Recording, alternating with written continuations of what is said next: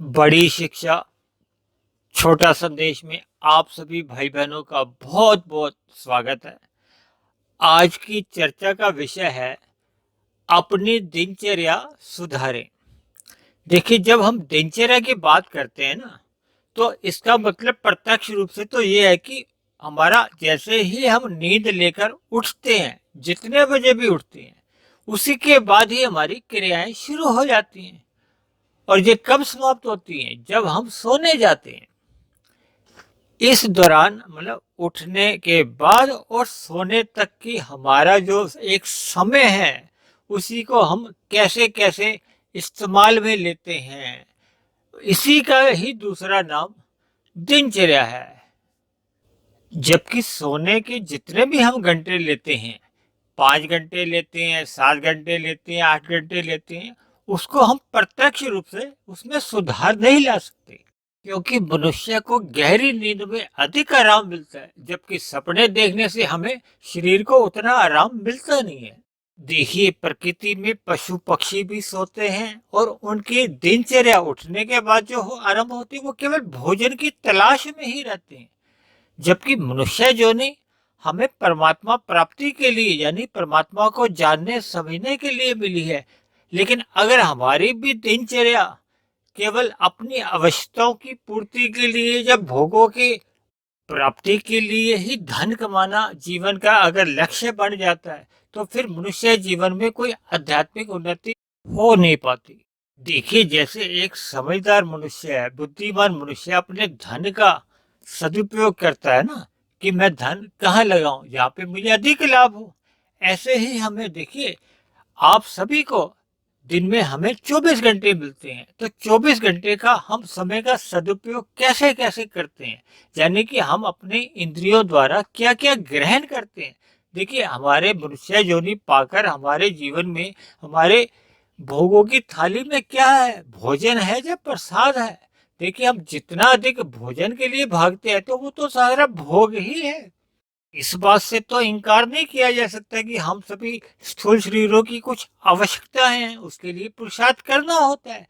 यानी कि आवश्यकताओं की पूर्ति के लिए पुरुषार्थ करने के बाद के समय को हम जितना अधिक परमात्मा की प्राप्ति के लिए, परमात्मा का ज्ञान अर्जित करने के लिए हमें सतो गुण का अधिक से अधिक संग करना होगा। देखिए, प्रकृति में 3 गुण एक क्रम में आते हैं।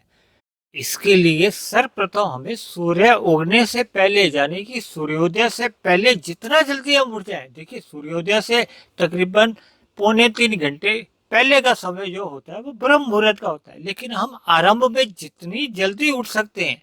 देखिए, जैसे जैसे हम अपना स्वभाव बना लेते हैं जल्दी उठने का, तो एक शरीर का ऐसी आदत है, तो अपने आप ही आपको रात को भी जल्दी नींद आ जाएगी। क्योंकि मनुष्य रात को जितना अधिक देर से सोता है, उतना अधिक उसका तमोगुण का संग हो जाता है। देखिए, तमोगुण का जितना अधिक संग होता है, तो ऐसे में जितना हमारे अंदर सत्वगुण पहले से होता है, वो भी कमजोर पड़ने लगता है।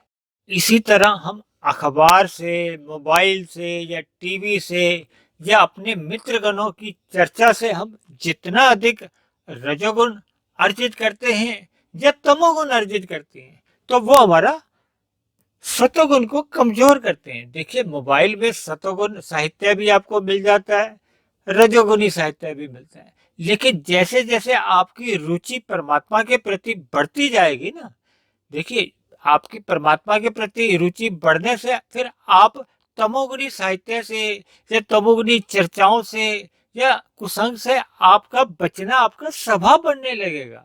यानी आपके अंदर शुभ संस्कार बनने लगते हैं। जैसे जैसे शुभ संस्कार बनने लगते हैं, तो जो पहले के बने हुए अशुभ संस्कार हैं, बुरे संस्कार हैं, वो धीरे धीरे समाप्त होने लगते हैं और हमारा जीवन सुधरने लगता है। देखिए, हम सबका जीवन हर क्षण कम होता जा रहा है, अर्थात हम सभी मनुष्य जीवन में एक सीमित सांसें लेकर आए हैं।